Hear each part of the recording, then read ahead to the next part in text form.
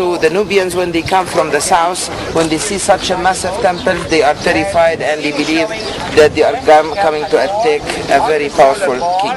Most of the old pictures of this temple with these broken pieces, that even when they moved the temple from the original place to the new place, they didn't even think of restoring or putting these pieces back, but they wanted to keep it exactly as they were found there. Perfect artists who succeed to make all the features exactly the same. You can imagine that the mouth of the king is about 1 meter and the eye is about 75 centimeters, and there is no mistake in any of them.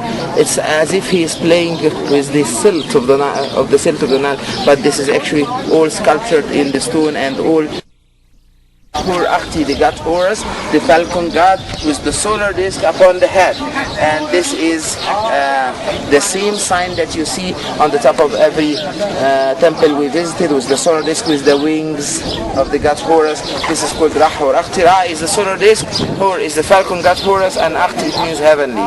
So this temple is dedicated for the god Ra or Akhti, and Sphinx that is located in front of the 3 pyramids in Giza also is dedicated for Ra or Akhti, or the Sphinx is considered to be the god Ra or Akhti. So these are different manifestations of the god Ra or Akhti. You can see on the top there are some baboons. These baboons, we cannot count them. Some people they say they are 24, and other people they say they are 22. If they are 24, it means that they made a baboon for each hour in the day, and if they are 22, that means these are the different provinces in Upper Egypt, 22 provinces. But why baboons? Because actually the baboons, as I told you before, in front of Luxor temple, they celebrate the coming or the rising of the solar disk in the beginning of the day, and they start jumping and dancing. Actually, what happens to them that they are sexually erected in the beginning of the day, they are jumping and dancing. But the people understand that as if they are welcoming the solar disk. That's why they put them on the top. They are the first people to see the solar disk and to celebrate the solar disk. All the small statues beside the fields are actually statues of his family, his daughters and his sons and his daughters.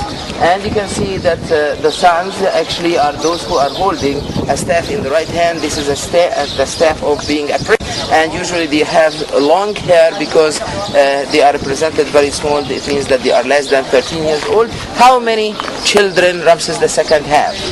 Some guys will tell you that he has 200 children, others they will tell you 217, other people will tell you 150, and you will find that the guides and the guidebooks are very confused in the number of his children. You know why?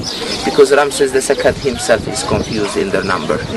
Really, Ramses II, in some temples he wrote, I have 100 wives and 200 children. In other temples he said, I have 110 wives and 250 children. So some people said that because of the difference in time, but other people said because he was really confused in the number of the daughters and the sons and the daughters and wives, because he didn't number them, or he was confused. Every day he's getting a new wife and he's getting 2 more children or something like that. He was really a great pharaoh, and his empire was a very big empire. But actually his empire will never exceed the empire of Thutmose III, who preceded him about 100 years before. But Ramses II was a propagandist actually. Thutmose III, his empire was very big, to the depths of Africa, to the farthest point in Asia. That was a big empire, and Thutmose III made only 17 military campaigns. Ramses II made hundreds, but finally his empire was smaller than the empire of Thutmose III.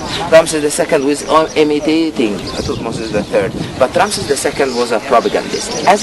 For example, upon the walls and the inside part of these walls, you will find to the right side the depictions of a very important battle. It is called the Battle of Kadesh, that he made against the Hittites in Syria. And he said, I was alone and all my army left me, and we had four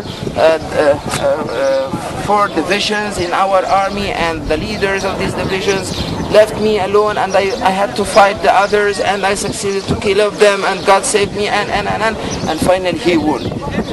The same sentences we find in the temples of the Hittite people in their countries, that they won the the battle. So who is the real winner? Ramses II or the Hittites? Actually, after many researchers, we discovered that they were equal, and they made a peace treaty together. But Ramses II was a propagandist. No, I won. I defeated them, and also the Hittites did the same. So this battle is depicted upon over 5 temples, like Karnak Temple, Luxor Temple here, this temple, and many other temples as well.